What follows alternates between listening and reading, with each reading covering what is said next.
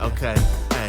Dr. Chuck and Dr. AJ Smith present to you the Power Table Podcast, hosted by Dr. Chuck.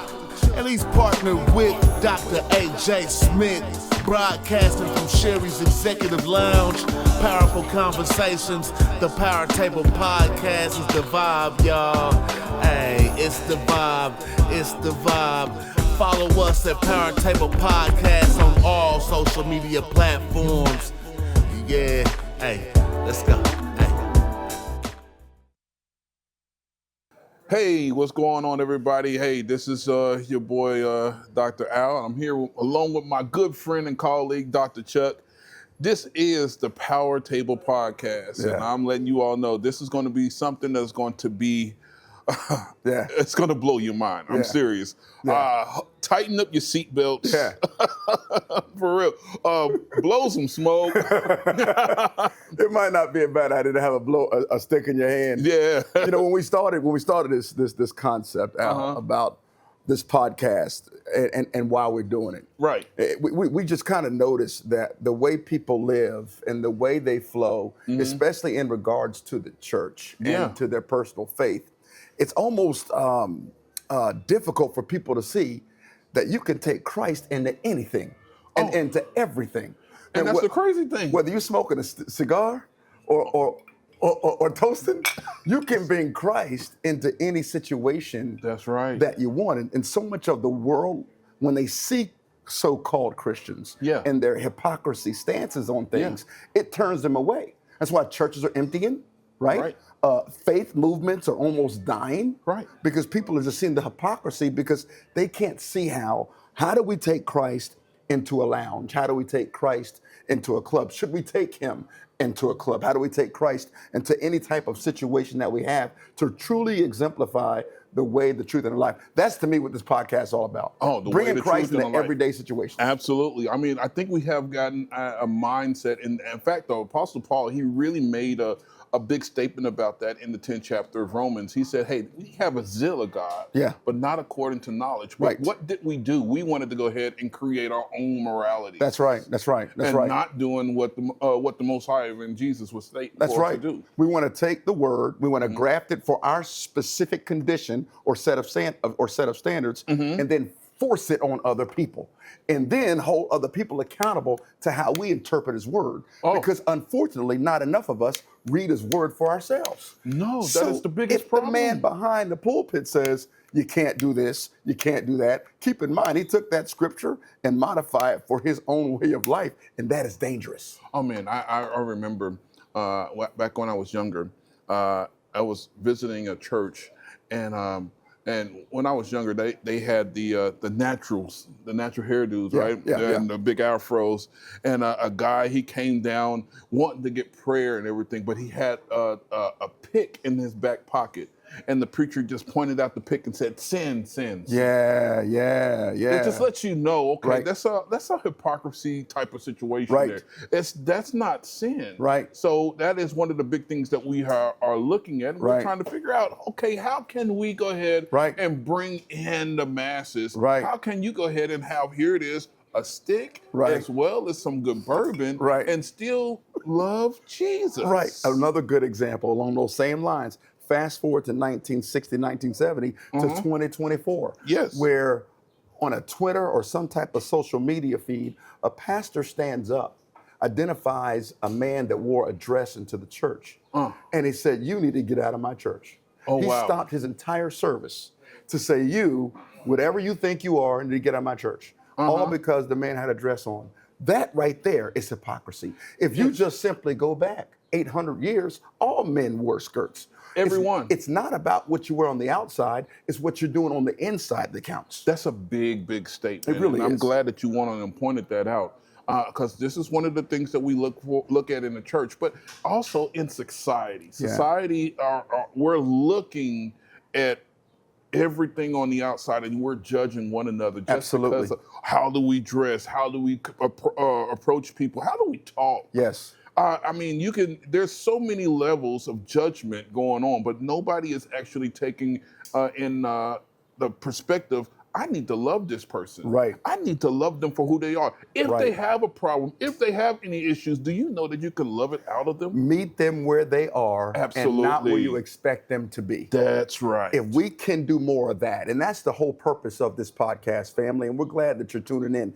It truly is about finding the way, the truth, and life of Christ in everything, so that we Yes. can love people where they are Yes. instead of judging people where we don't think they should be. Oh my God, that's a mind-blowing It is. thought. It's a concept we're going to discuss, but even at that, we still have to be concerned about the social issues, social justice, and the lack of empowerment amongst people of color in terms of how we're able to find finances, see the conditions of racism, or see the conditions of searching or seeking out the almighty dollar instead of seeking out power and empowerment. So we gotta deal with those issues too.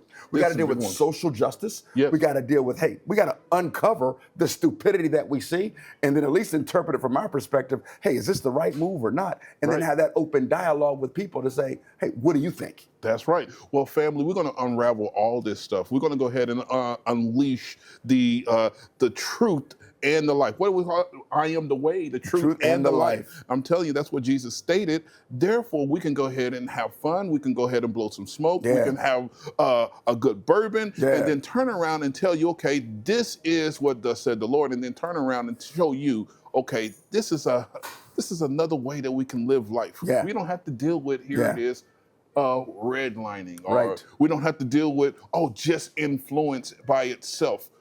We want to go ahead and reach you and have you understand that power is there. Yeah. Hence, welcome to the Power Table Podcast. That's exactly right. and we're going to start it off this way too. We're going to start it off this way, right? We already toasted. Yep. There's a general sentiment of why we're here and what we're doing. We kind of gave that to you.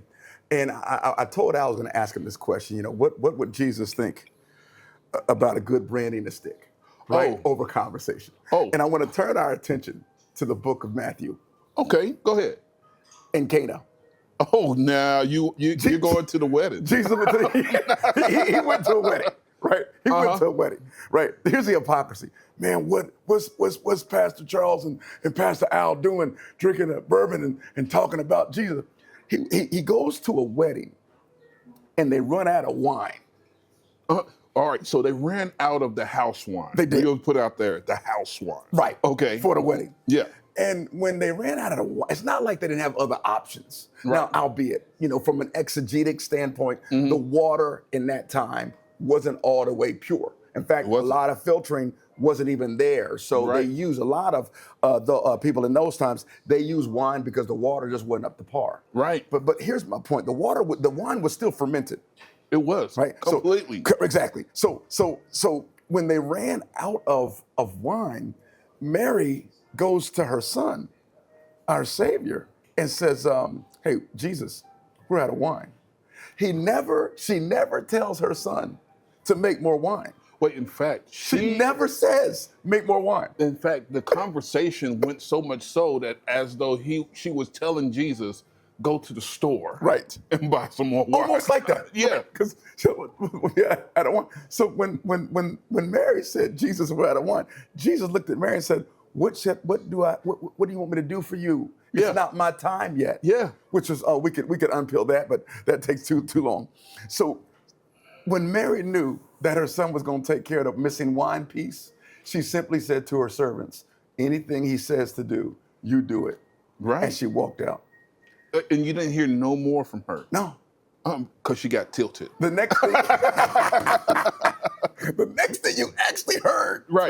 You'll get in trouble for that. The next thing you actually heard came from the governor of the feast. And because he was asking, how come you putting out the top shelf? Right, that's what he said. Because when they brought the wine out that Jesus miraculously had turned water into wine, Yes. the governor took a sip of what the servants brought that Jesus turned and said, why did you save the best for last? It is customary at a marriage feast for you to bring out the top shelf first. What are you doing bringing out the top shelf now?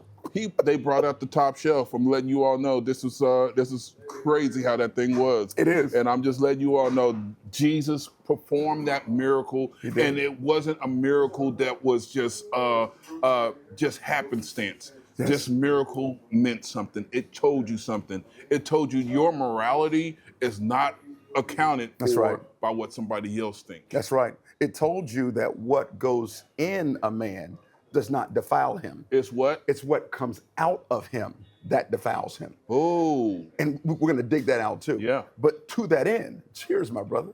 Cheers. I think Christ might bring some wine if he was sitting here. Or bourbon. So I want to uncold this thing a little bit because you know what's been going on in the news. Yeah. We've seen what Deion Sanders and his sons have been submitted to. Yeah. Here you have a top passer in all of college football go in the 5th round. Not a 5th choice. Yes. Goes in the 5th round. Yes. And you've got the media telling us that the biggest reasons for this, or trying to help us come to a conclusion, that the reason is that his son had too much mouth, and Deion Sanders went out of his way to tell the NFL who his sons were and were not going to play for. Look, this is the perspective. This is interesting. This is the whole perspective here. You have a kid who have some sort of entitlement because Deion Sanders is not broke. Not at all. Now his son grew up with means, but how did the NFL take on somebody who they're calling quote unquote cocky? Exactly. Into their draft line. Right. Now we got a problem here. We got an entitled kid that knows that he's good enough. Right. At least an entitled kid by their measurement, by their measurements. Yes. Because didn't Archie Manning do the same thing with Peyton and Eli Manning? So much so. 15, 20 years ago? Yes. Did Archie Manning not have the same type of conversations of where he wanted his son to go and play football?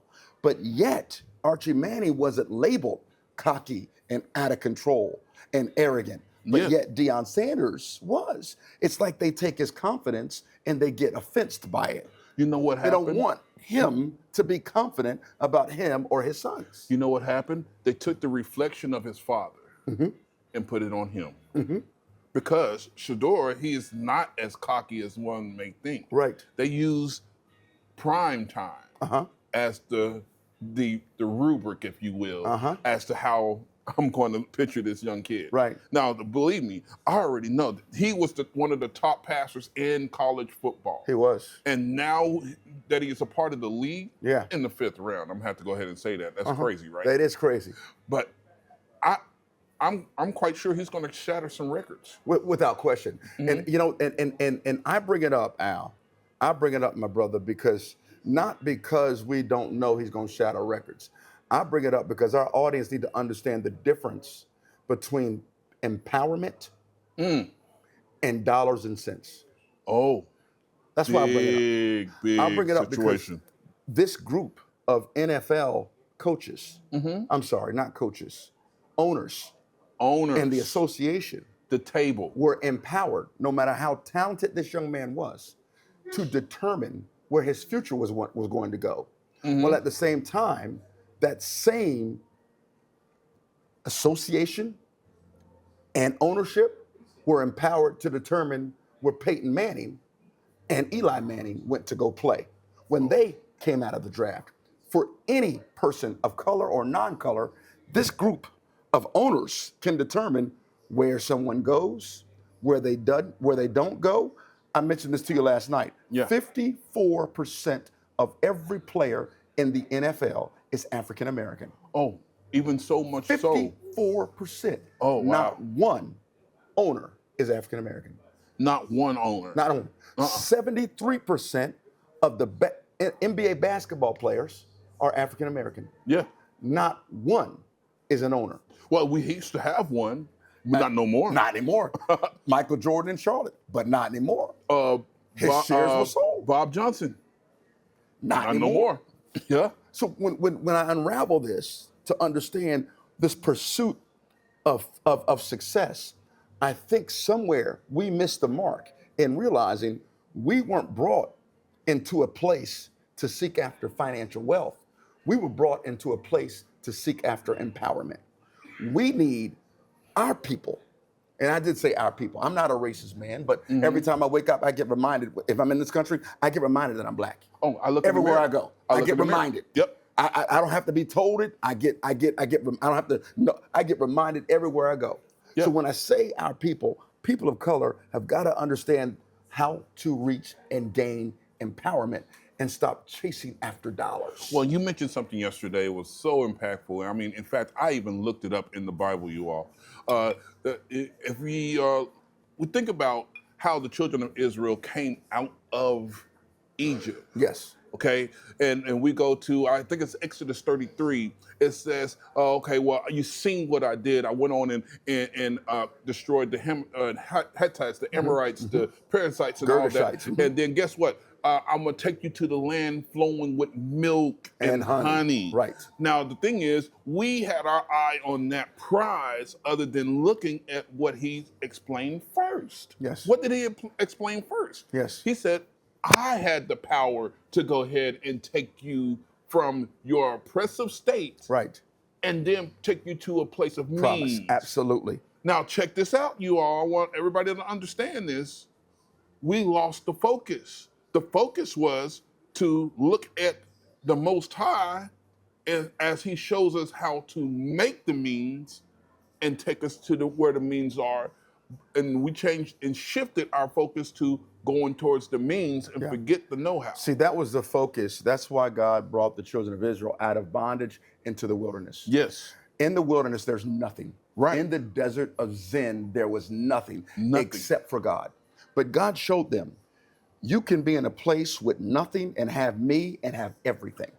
Hello, African American society. When they had no bread, he showered it from heaven. Yep. When they had no food, he brought quail across for them to eat. Blew it on the wind. When they had no water, he brought water out of a rock. Yeah. What God was trying to show them, because remember, God is a spirit, right? And he's inside us. He breathed into our nostrils a breath of life, and we became a living soul. Every breath you breathe, the Spirit of God is in you. That's God's breath that you're breathing. When you go to sleep at night, you don't keep yourself alive. His breath keeps you alive. That's right. So he brings you out of bondage to what had you. And that bondage could be the way you live. It could be what you're addicted to. It could be who you're addicted to. It could be a job you think you can't live without. Whatever has bondaged you to keep your focus off of the Spirit of God, he brought you out of that thing into a desert place where he could put himself in you and help you realize who he was in your life.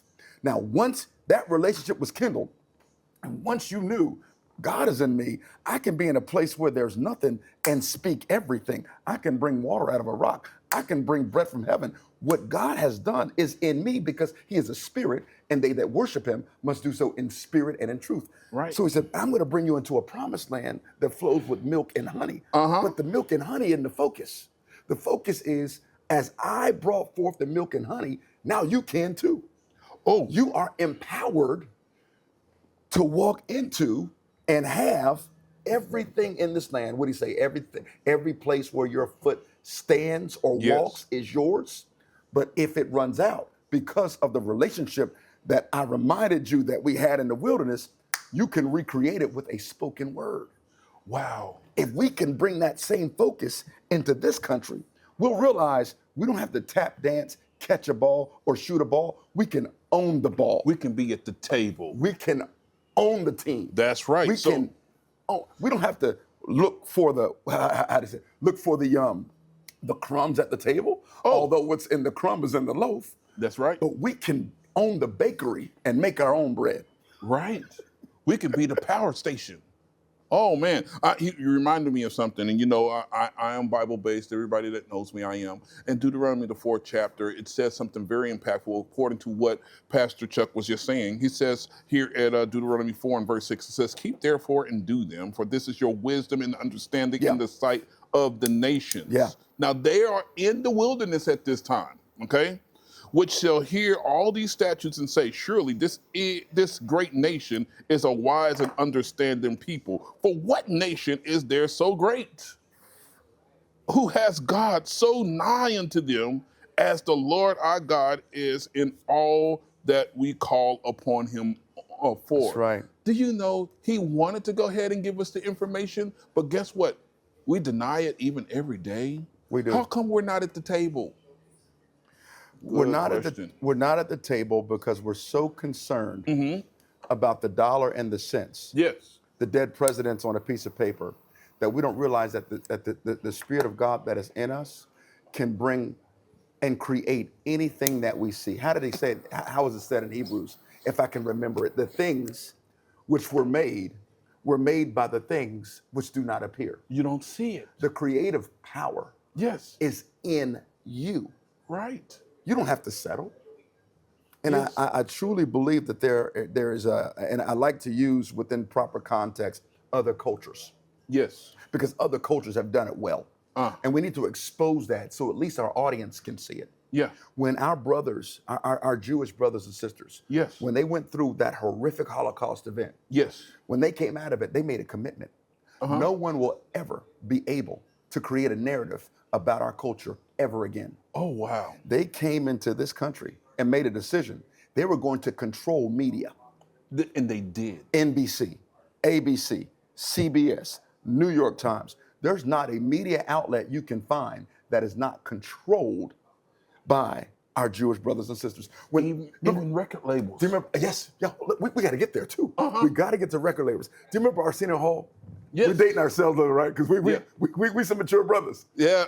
Arsenio, Arsenio Hall, at the height of his success, his ratings were through the roof. Yes. His ratings rivaled and overcame Johnny Carson's ratings. By far. And then he made that comment about Town. And that's where they took the whole him narrative off the air shifted. The very next week. They said, we don't care about your ratings. You're coming off TV. Right. And he could never get back on television, controlled by our Jewish brothers and sisters, because he insulted them. That's right. That's power. That's absolute power. That's influence, and that's power. Well, and we can take it to today's terms. Remember Nick Cannon? Yeah. Oh, Wild the minute that he went on and put his mouth on as soon as he made a comment about the Jewish community, they took him off the air immediately. He went from making $15, $20 million to nothing. Why? And still popping out kids. Because why? Because the Jewish community understood something. They'd rather have power than money. Yes. Because if they have power, they have all the money that they need. Yes. We're coming out of, as a people of color, we're coming out of a bondage situation, slavery right here in this country. Yes. And as we're pursuing our way through a desert to get to a promised land, we have to stop looking at the milk and honey and start understanding there is power to be had. Case in point, LeBron James. Wow, now you're going somewhere. Now you're going to. We got to tell that story, bro. We're ruffling some feathers, y'all. I'm just letting you all know. Let the feathers be ruffled. Ruffle some feathers. If you are not ready for this, please unbuckle your seatbelt and excuse yourself. Okay? LeBron James recognized what Colin Kaepernick was doing and what these police officers were doing, killing these black people, killing these innocent black men. Yes. In some cases, these black men that were stopped for charges, sure, maybe they should have been arrested, but they shouldn't have been killed. Yes. LeBron James made a bold move and made a decision for an entire week to boycott and did not play at all. And brought friends with him. Bought friends, not that, he bought 26 additional friends with him. Yes. All of color. Shut down the NBA for a week. Cost them over $60 million. And what immediately happened? You remember what happened? Donald Trump, who was the then president, came on and said maybe Colin Kaepernick should actually have a chance to play for a team. He said it on air. On national why did he change his television. Mind? Donald Trump was saying, you know what? If you don't want to stand for the Pledge of Allegiance, then you shouldn't play. If you want to take a knee, you shouldn't play. Then as soon as it cost the NBA $60 million in a week, well, maybe Colin Kaepernick should be able to play football somewhere. What Black Lives Matters across every stadium. Well, here it is. Country. Here it is. They changed their paint type. Got Donald Trump's call tag. You're fired. and we bring that up because that's what power is. Yes. That's empowerment. So here's a question I want to ask, and I want you to answer it.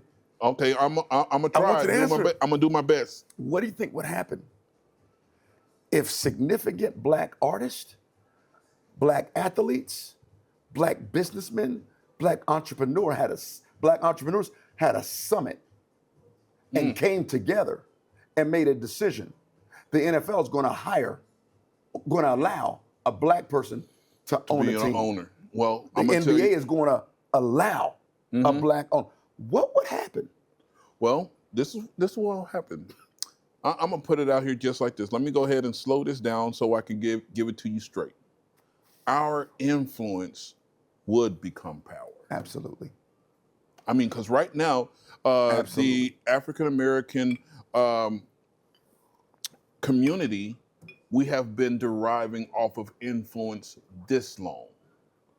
That influence have never taken us over the hump where we as a people, there was a few individuals that could say, I sat at the table. But as an African American community, we can say we are at the table. Yeah. We have the power. Yeah. Okay. And that is something that a lot of people really don't understand. See, redlining is somebody who's not at the table. Not having any elected officials that are of your influence, that is not going to give you a seat at the table. Yeah. Here it is, businesses that are not being created are being upheld. How about you go ahead and buy from the people in your community? I mean, that's what the Jewish people do. In fact, it's the way that they raise up their children. Right. They don't raise up their children having them outside of the circle of their family. And their peer group. Their peer group, their family is that's who they talk to every day. Everyone else, they are raised to believe that they're better than. Mm-hmm.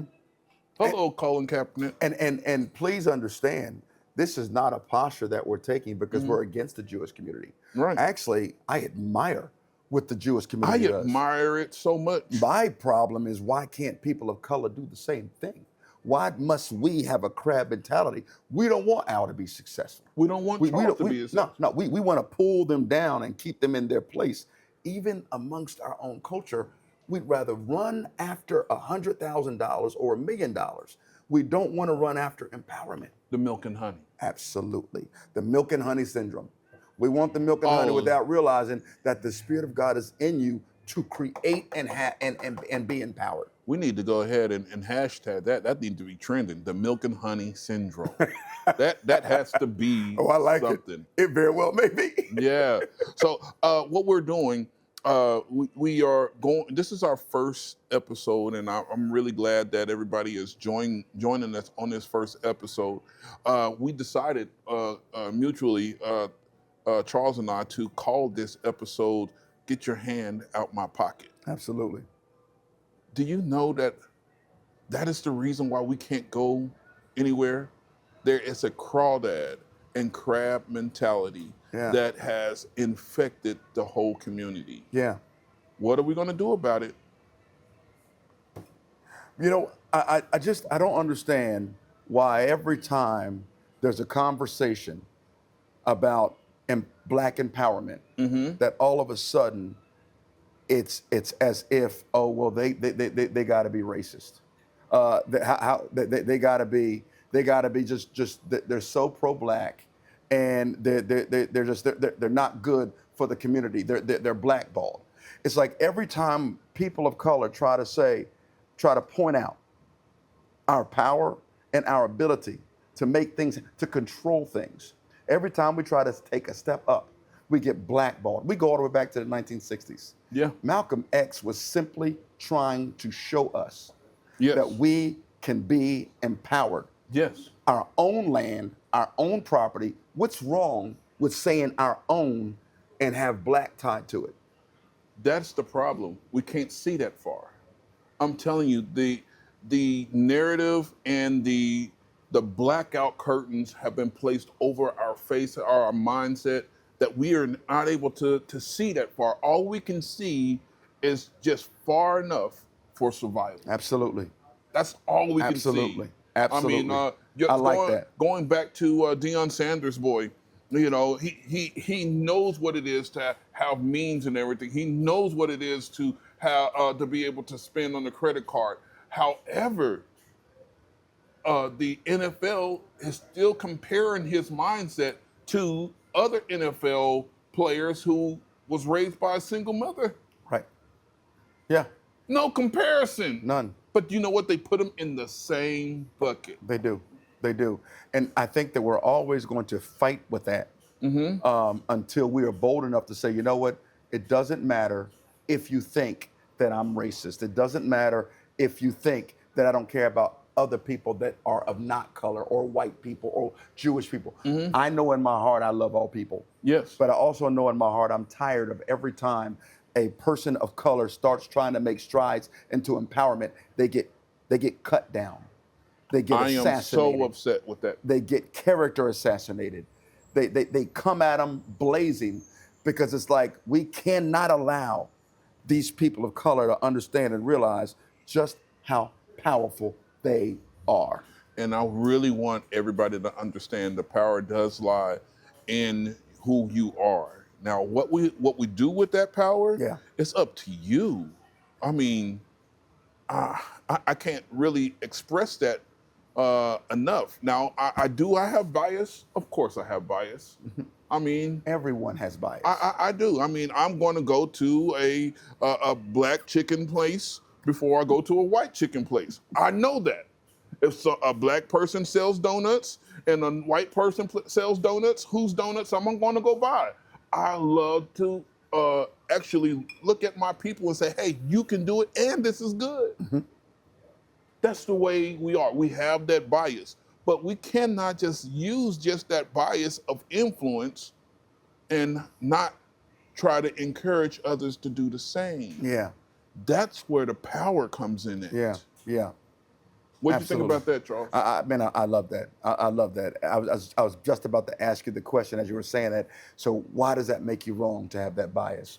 And the truth of the matter is it doesn't make you wrong to have the bias. No, it doesn't. A lot of time, though, it's really based upon presentation. Yeah. It's how you go about doing it. And that's one thing I love about some of these cultures in other communities.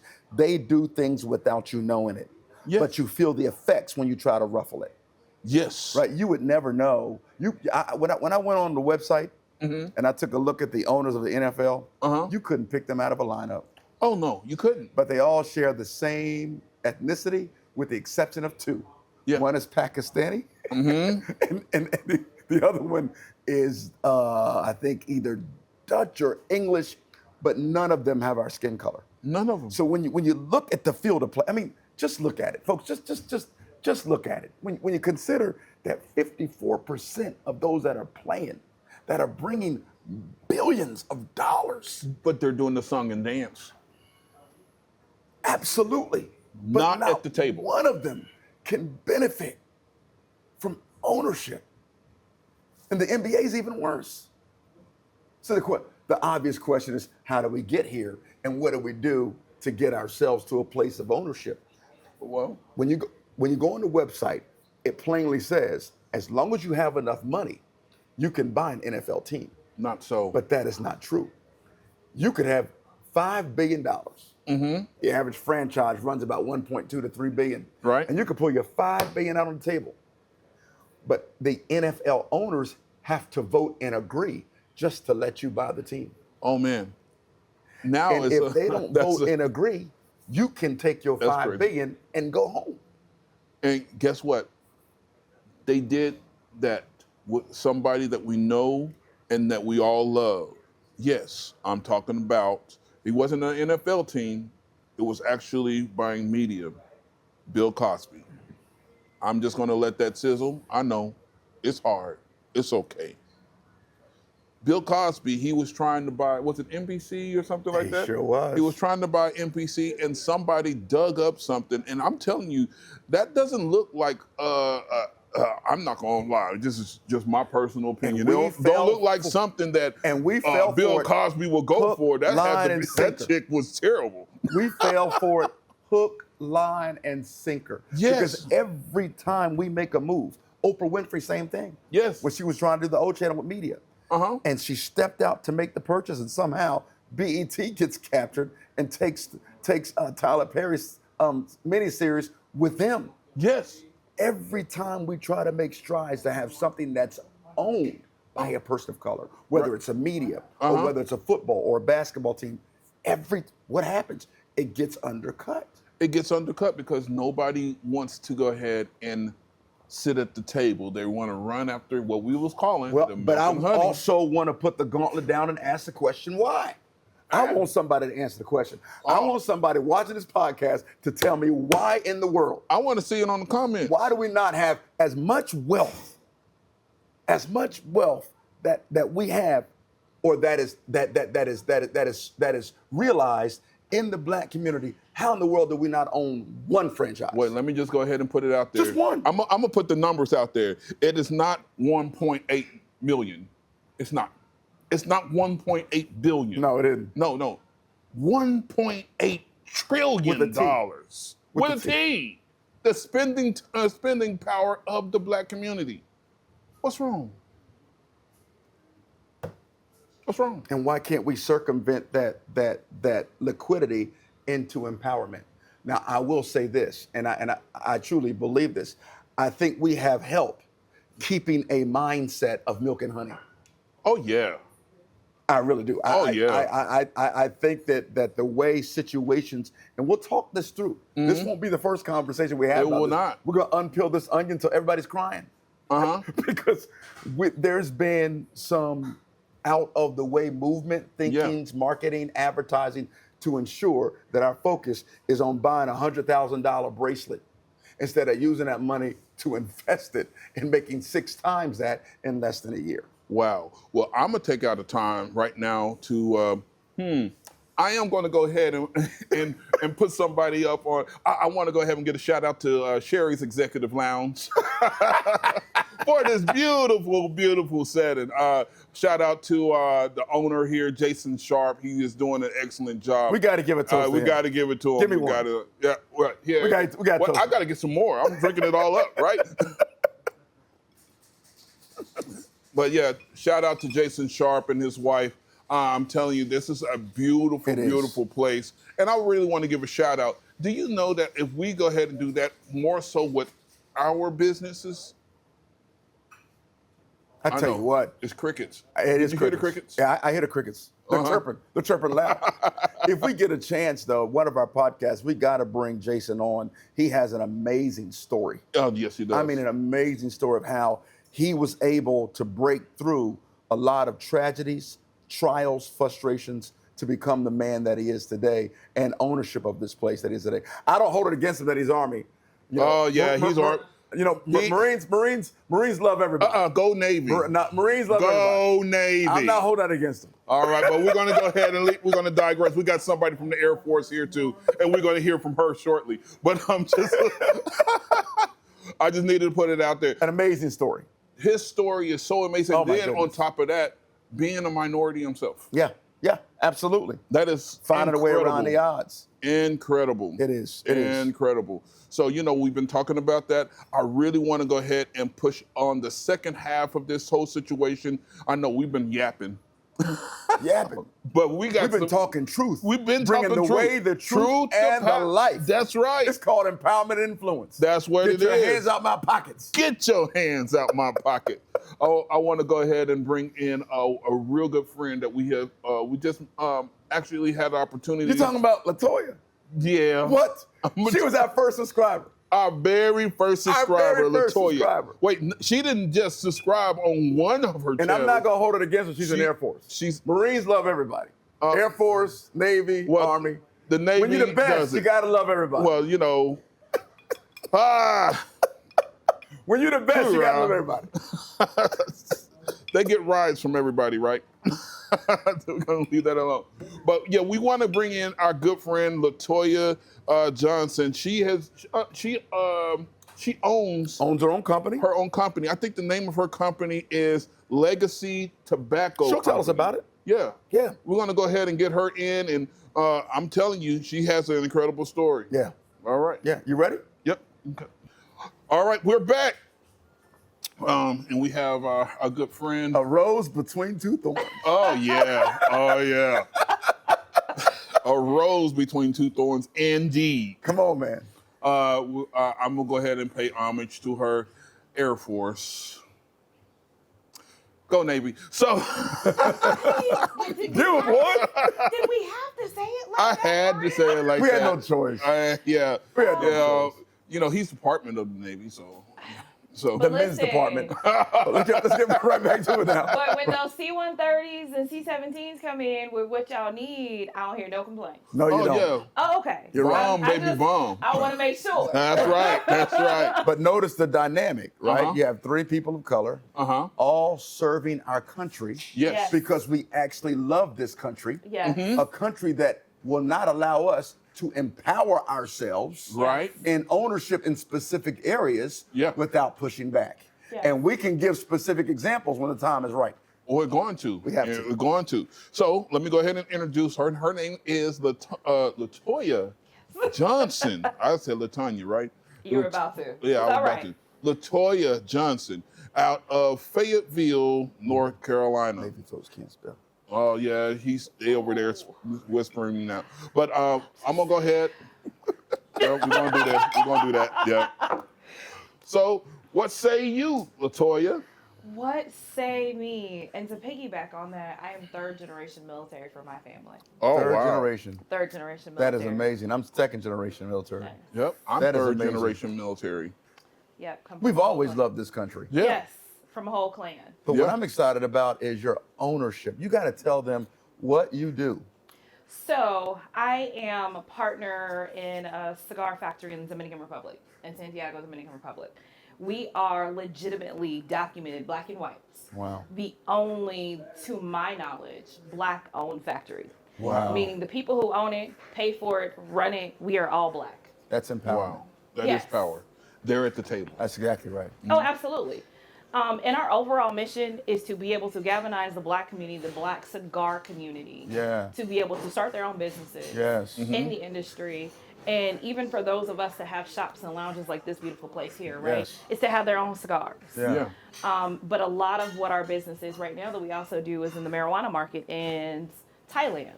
So we do a lot of wraps and cones. Wow. And we legally, outside of brands like Raw and Backwoods, can sell cones in Bangkok that it's legal, you know, you go buy like you do anything else. Wow. So it's a huge market, which brings us to another point for what we do in the U.S. For a lot of our kids that are out there, you know, they're in the streets selling marijuana, they're doing this, and we're like, hey, don't do that. Let me give you something, show you something that's legal, that's productive, to be able to create a business and start learning wealth, learning business, being an entrepreneur, all of those things of bringing positivity to the next generation. Right, Yeah. right. Al said earlier, and we're going to coin the phrase about milk and honey, right? Yeah. The land that flows, the milk and honey mentality. Syndrome. Right? The syndrome. Yep. The milk and honey syndrome. And I'm not sure how much of this you caught, but it's the idea that we would rather search after the dollar than actually searching after empowerment, control, Absolutely. ownership. Within the cigar industry, where do you see that? Can you agree with that? Is it easier somehow for people to get in the way of what you're trying to do, or what? Oh, absolutely. Absolutely, because for us, we're trying to create ownership in spaces that we did not own in before. Right. You'll hear a lot of people say, oh, yeah, I own a factory here, I own a factory there. No, we've learned that that's not true, but let me show you how to go do it. Right. Whether it's within the factory, whether it's within shipping. One of the biggest struggles that a lot of companies, especially smaller brands, have is in shipping. Logistics. Right. Let us teach you how to do that. Let us teach you how to have and start a business from a logistical standpoint in the industry where we don't exist. So everything for us and our mission is to create that ownership in spaces we did not own it. Right. We have some type of buy-in, we have some type of partnership, but there's nothing that's really ours. Nothing that we can transfer over to the next person, or in our case, the next generation. Wow. Yeah. Now that's huge. And that's an envelope we didn't open up, so we're going to open it up right now. Empowerment leads to generational wealth. Oh, absolutely. Generational wealth that's the power that we really need. And generational independence. Oh, wow. Right? To where our influence can ensure that if we want books for our kids to read, that lean more in light of the empowerment of African Americans, of what they've done in this country, not just in terms of what they've built, but what they've invented. People are always quick to say, blacks, and I heard Donald Trump say it, we know black Americans built the country. We did more than build the country. We invented and created opportunity. There would not have been a cotton gin had it not been for a slave. Oh, absolutely. There would not have Thinking been outside the box. Wait, here it is. It feels good in here. Hello, air conditioner. Right. The simple things in life. Yeah. But here's what's interesting. We created those things, but the ownership of it was stolen. Yes. And leaving us chasing after the milk and honey. Absolutely. Right. I mentioned the air conditioning.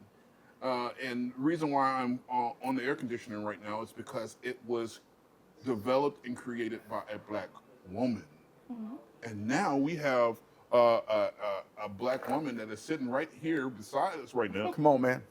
And she created a company and co-founded a company that is actually viable and is actually speaking to the demographics of markets out there that people really don't understand. This is a wide open market, and they tap right into it. And guess what? They're making money and creating generational wealth. Right, right.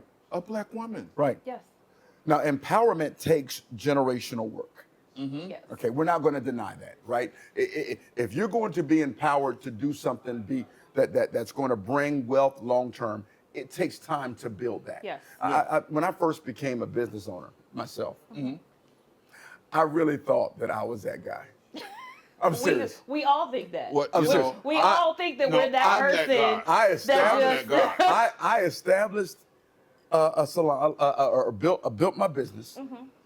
And before I knew it, I had employees. I had to make sure I met payroll every week. So I had to meet payroll from my personal pocket. I can't have my employees not getting paid at the end of the week or every 2 weeks. So I was losing money until I could build the business up to where I could have money. But at the same time, it was still me paying the paychecks. That's right. So I was empowered. But empowerment will break you. You will be empowered and be broke. But you're not broke. You actually have wealth. And that's the transition we didn't get. Here's a good example. When they gave us 40 acres and a mule, what's the first thing 47% of us did in the South? We ran to the north and created the ghettos of New York, Philly, DC, and Chicago. We left the 40 acres and a mule here, and guess who picked it up? Oh, I don't know. You know, the slave owners. Well, you know, that's a whole different. Do you realize that's a whole conversation? Boy, that's a whole different. It speaks to empowerment. Man, that's so big right there. For example, the entire lot where Atlanta Hartsfield sits, the busiest airport in the world. Oh, yeah. That entire lot was owned by people of color. Yes.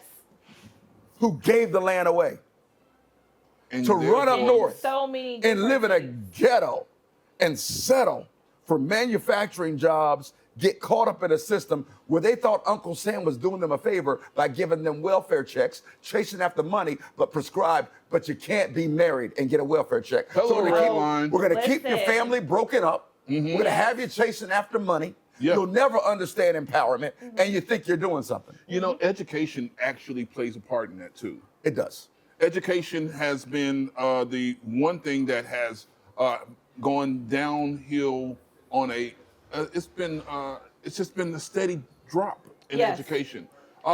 Our no children child. are no longer being taught. Yeah. Our children stopped really being taught and educated years ago. Oh, man. Now our children are put in a place to where you're just teach passed them through. how to do standardized testing. That's exactly It's right. I'm going to give you enough knowledge to take this test to go to the next. That's correct. And we keep them in this cycle. That's correct. To where they're not genuinely learning Right. what's needed to survive. In fact, those tests are generated to make you good workers. Yes. Absolutely. Not make you good business owners. Absolutely. And also, Our kids graduate from high school and don't even understand how to balance a checkbook. Yes. They don't understand how to man. put together a P&L. They don't understand how to put together a business plan. You could have a separate 11 and 12th grade class on how to put together a business plan, but instead they're teaching our kids how to be good laborers. Some how to of be them don't good even have workers. life skills. We used to have life skills in school. oh man, we used to learn how to write in cursive. Right. Oh, that don't That exist does not anymore. happen anymore. Yeah. Multiplication You're doesn't. spot on. It's not applicable anymore. Yeah. We have Google. Right. Yeah. But you know absolutely. what? This is I'm glad that you mentioned that.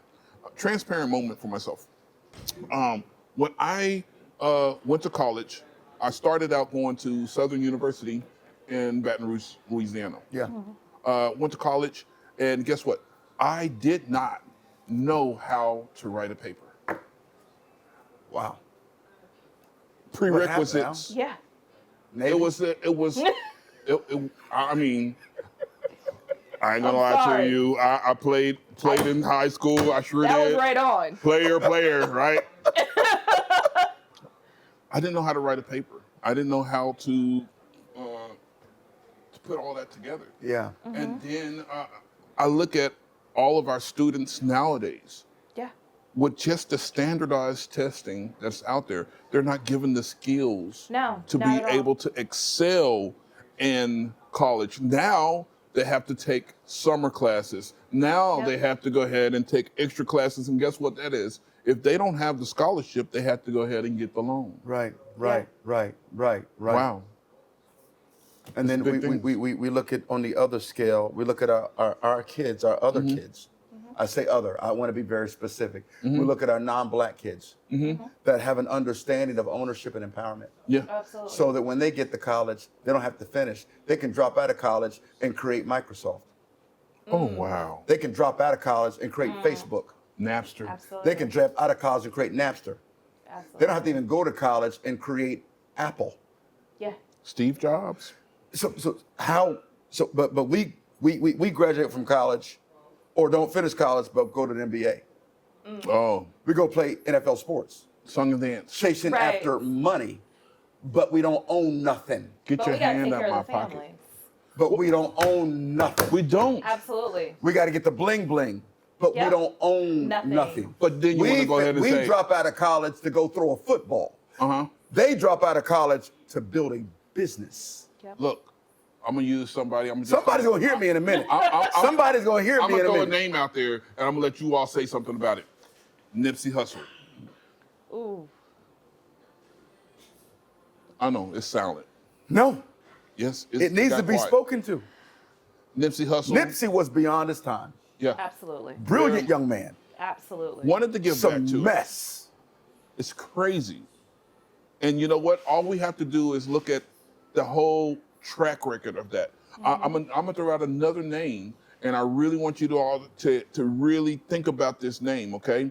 Because we know that he died tragically, but I really want you to understand his name, Kobe Bryant. Said a lot.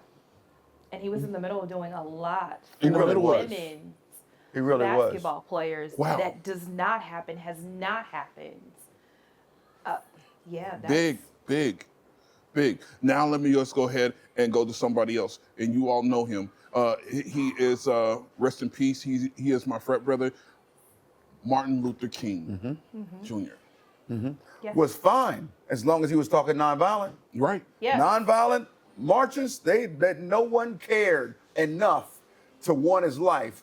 Then he started messing with unions and poverty In the Yep. Vietnam War. and Vietnam War and trying to make people better. He was on his way to speak at a Union affair up north when it was shot in Memphis, Tennessee. Shot in Memphis, Tennessee, on top As of the long as Vanderbilt Martin just Hotel. stick with his dream. Yeah. That's all they wanted from him. Was That's the dream. all they want. They wanted that dream. But they got tired of the mountaintop.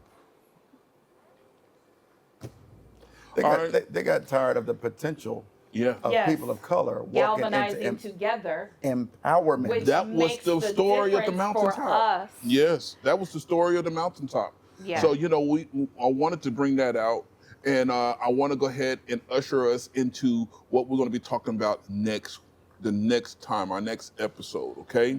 Now, before you do that, please understand this. Thank you. Before we do that, please understand this. This issue on empowerment is not going to go away. It will not. We realize what position that puts us in to have the conversation. But we're not going to stop until there's a summit that's made up of entrepreneurs, political congressmen, athletes, entertainers, the whole nine that are African American that want to come together for a summit to discuss how to drive empowerment, not money. We don't need dollars in the black community anymore.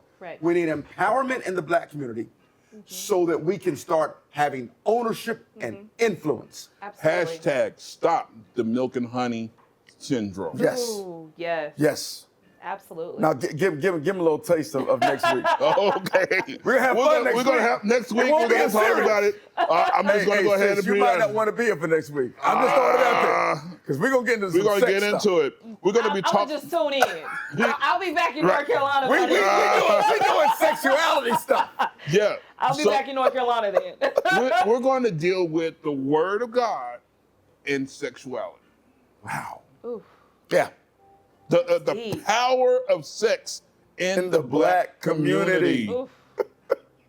All right, that's enough. We're gonna say no more. I'm gonna say no more. I want to say more, but it's okay. It's all good. Hey, we thank you all for showing up for this one. Absolutely. Next time it's going to be even bigger and better. This is the Power Table Podcast. Thank y'all. Peace. Thank you.